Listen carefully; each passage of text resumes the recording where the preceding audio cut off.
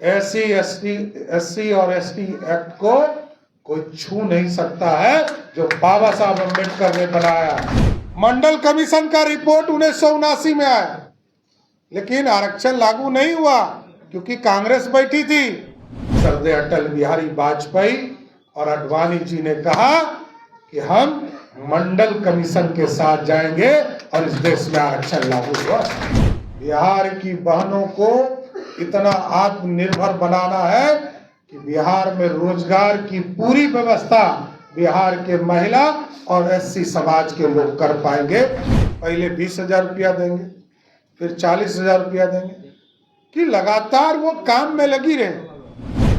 1,20,000 करोड़ का एक तरह से मार्केट बनाया है, वो जीविका दीदियों ने बनाने का काम किया। और जब जब बिहार में आरक्षण लागू हुआ तब तब भारतीय जनता पार्टी का स्वरूप रहा है और उनका स्पष्ट मानना था ये समाज हमारा है और इसमें कोई भी, हम जातियों में जरूर बटे, लेकिन मेरा स्पष्ट मानना है ये संत रविदास जी को सिर्फ एससी में भी मत मानिए, ये पूरे समाज के भगवान है, ये सिर्फ एससी के भगवान नहीं है, सबको जोड़ने का काम है। मीराबाई ने यदि किसी को भगवान माना तो वो कैसे हो सकता है? तो भगवान माना आपसे अलग हटकर, जो एससी वर्ग से अलग के लोग। इसलिए मेरा मानना है ये समाज तभी चल सकता है जब हम सभी लोग मिलकर चले, और संत रविदास जी के विचारों पर चलना उससे ज्यादा महत्वपूर्ण है।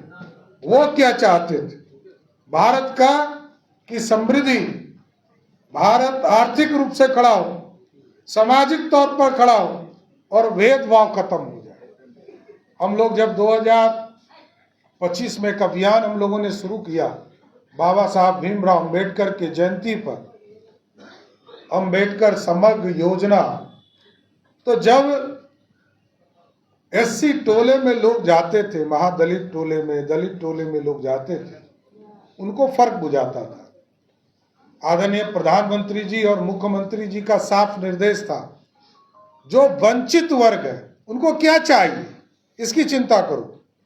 वहां सड़क नहीं है, क्या ओबीसी के टोले में, उच्च जाति के टोले में सड़क नहीं है? तो वहां क्यों नहीं है, इसकी व्यवस्था करो। वहां पर बिजली क्यों नहीं पहुंचा, इसकी व्यवस्था करो। वहां सामुदायिक भवन क्यों नहीं है, इसकी व्यवस्था करो। क्योंकि सामाजिक न्याय तब होगा जब सब लोगों के साथ न्याय होगा, और न्याय इसी के लिए ये तमाम योजना चलाई जा रही है। अभी लखेंद्र जी इस पर काम कर रहे हैं, पहले जनक जी काम करते थे, और ये गांव गांव जाकर टोले, लगभग 9,000 टोलों में हम लोगों ने अभियान चलाने का काम किया है साथ। और आज तो हम आगे बढ़ चुके।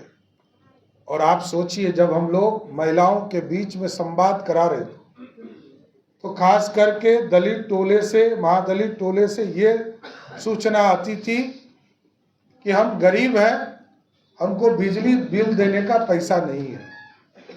तो 100 यूनिट सब लोगों ने मांगा, लेकिन बिहार के मुख्यमंत्री नीतीश कुमार जी और केंद्र की सहयोग की सरकार का, आदरणीय प्रधानमंत्री जी का जब निर्देश हुआ तो हम लोगों ने, एनडीए के लोगों ने 125 यूनिट सब घर को मुक्त करने का काम किया।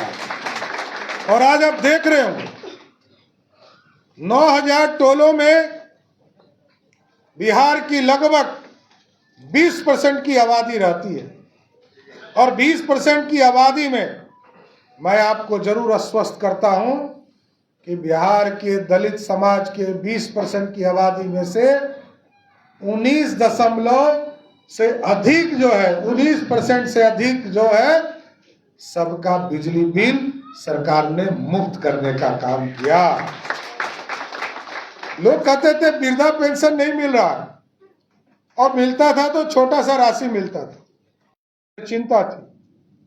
लोग कहते थे कि हमारे घर में जो बुजुर्ग हो गए उनको घर में दिक्कत होती थी, और खास करके महिला बहनें जो हमारी दलित समाज से थी वो विशेष तौर पर आग्रह करती थी कि आपको जो 60 वर्ष से अधिक उम्र के लोग हैं उनको पेंशन बढ़ाना चाहिए।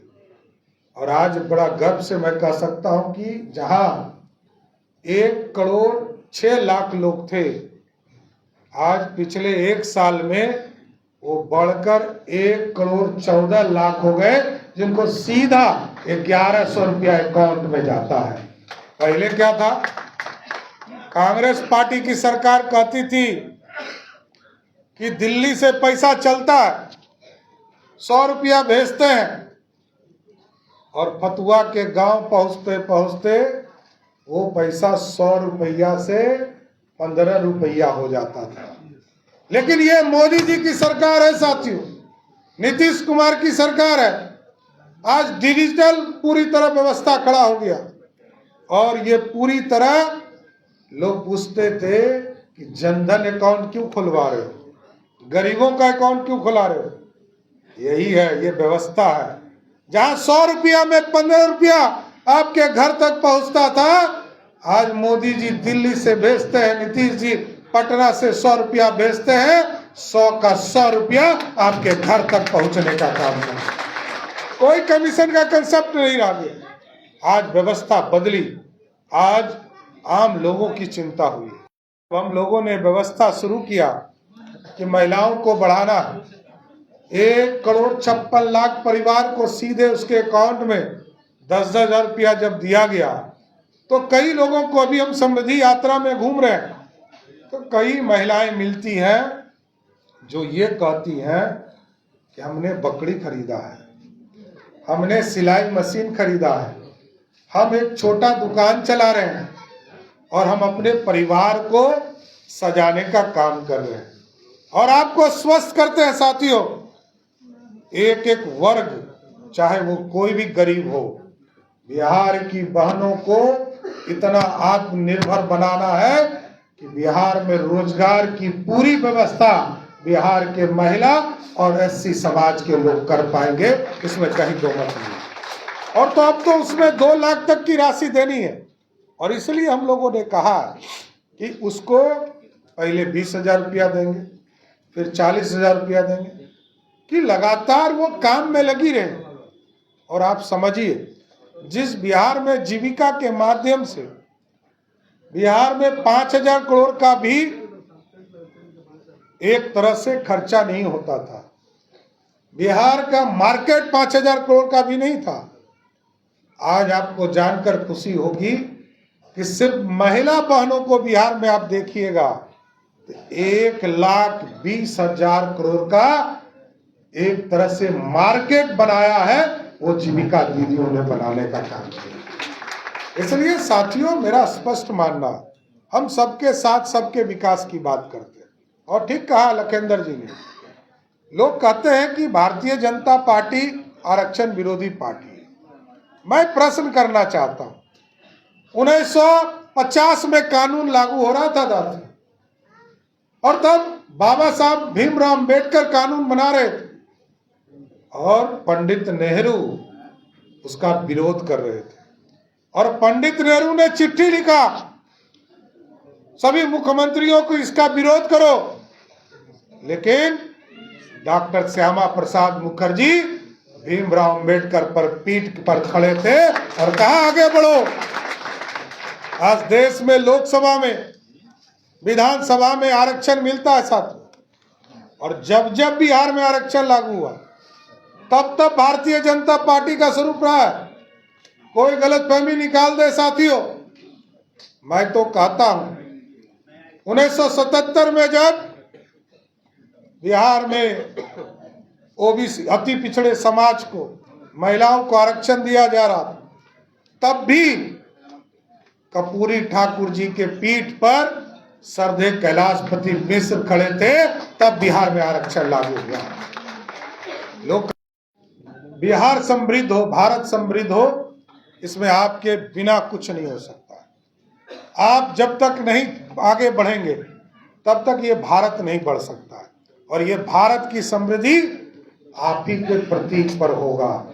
जिस दिन आप आगे बढ़ेंगे, उसी दिन भारत अमेरिका को पीछे छोड़ने का काम करेगा। इसलिए आप लोगों को संत रविदास के दिखाए हुए रास्ते, उनके जो संकल्प है और उनकी जो प्रेरणा है, उसको अपने जीवन में उतारने का काम कीजिए। और जैसे जैसे आपके जीवन में समृद्धि आएगी, मैं स्वस्थ करता हूं, ये भारत समृद्ध होगा और बिहार समृद्ध होगा। इसलिए मैं फिर से, क्योंकि विधानसभा सत्र चल रहा है और 2 बज चुके, हम लोग को सबको जाना है। मंडल कमीशन का रिपोर्ट 1979 में आया, लेकिन आरक्षण लागू नहीं हुआ क्योंकि कांग्रेस बैठी थी। 10 साल तक इंतजार किया साथियों, लेकिन जब बीपी सिंह जी देश में प्रधानमंत्री बने, उनके पास 147 सांसद था और कांग्रेस पार्टी के पास लगभग 200 सांसद था, लेकिन भाजपा के पास 82 सांसद था। हम जिसके साथ जाते उसको आरक्षण मिलता। उस समय सरदे अटल बिहारी वाजपेयी और आडवाणी जी ने कहा कि हम मंडल कमीशन के साथ जाएंगे और इस देश में आरक्षण लागू हुआ।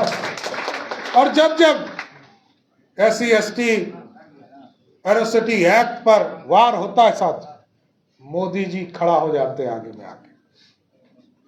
अभी भी कई लोगों ने कई चर्चा किया, मोदी जी ने साफ तौर पर कहा SC और ST एक्ट को कोई छू नहीं सकता है, जो बाबा साहब अम्बेडकर ने बनाया उसी को चलते रहे।